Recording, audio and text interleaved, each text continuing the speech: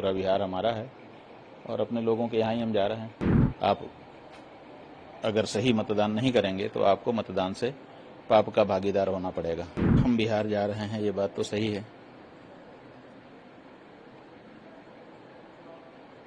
और वहाँ पर अपना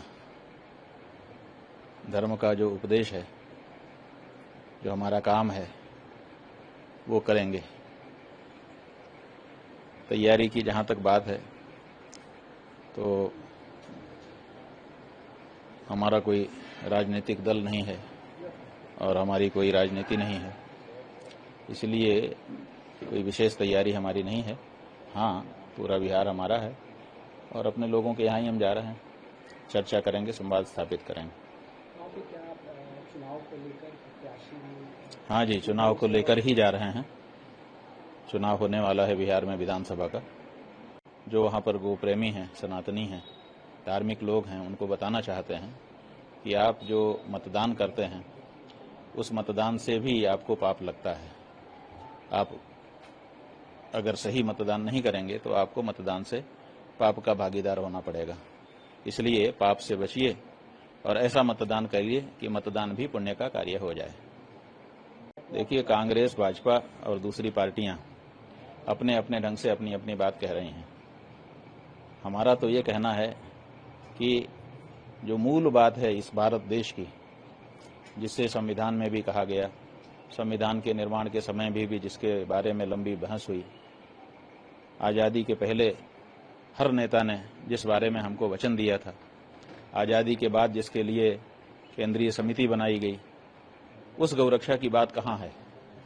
बताए कांग्रेस, बताए भाजपा, बताए वहाँ की दूसरी जो क्षेत्रीय पार्टियां हैं।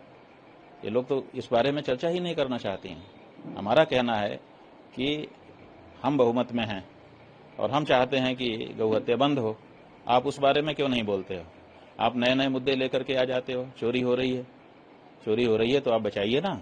आपके भी तो लोग बूथ पर बैठते हैं। जब चुनाव होता है तो बूथ के बाहर तख्त लगा करके, स्टाल लगा करके हर पार्टी के लोग बैठते हैं, अपने अपने लोगों की पर्ची बनाते हैं। सबके पास मतदाता सूची होती है, उसमें कोई कमी है तो आप उसको बता दीजिए। तो आप नए नए मुद्दे उठा करके ले आते हैं। सवाल यह है कि हमारा जो मूल मुद्दा है, जिसके कारण भारत आजाद होना चाहता था, जिसके कारण भारत ने बलिदान किए और स्वतंत्र हुआ, उस गौ माता के मुद्दे का क्या हुआ, ये हमारी कांग्रेस भी बताया और भाजपा भी बताया और आरजेडी और जेडीयू ये भी बताएं। हम हर पार्टी से पूछ रहे हैं कि हमारे मूल मुद्दे का क्या हुआ, उस बारे में आप चर्चा करिए, बाकी बातें बाद में होंगी। पड़ोसी देश नेपाल में बुरे हालात हैं। क्यों हैं? क्योंकि गौ हत्या की जा रही थी और गौ हत्या का वीडियो बना करके सोशल मीडिया पे प्रचारित किया जा रहा था। वहां की जनता उसको सही नहीं स्वीकार कर पा रही थी, विरोध हो रहे थे, तो सरकार ने सोशल मीडिया को ही बंद कर देना चाहा और उसके परिणाम स्वरूप ये स्थिति परिस्थिति बन गई।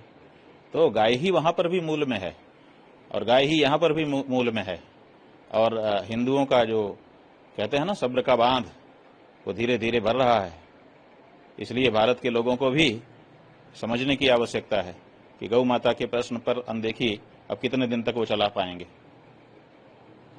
ये नहीं चलने वाला है।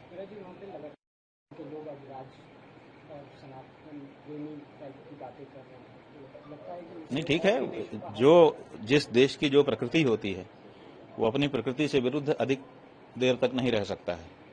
तो प्रकृति है हमारी, भारत नेपाल दोनों की ये प्रकृति है कि हम सनातनी प्रकृति वाले लोग हैं। इसलिए सनातन के विरुद्ध जैसे ही जैसे काम होगा, थोड़ी देर के लिए भले हम स्वीकार कर लें, लेकिन लंबे समय तक उसको आत्मसात किए रह नहीं सकते हैं। इसलिए अपनी प्रकृति के अनुसार ही हमको होना पड़ेगा। भारत भी अब इसी तरह की अंगड़ाई ले रहा है।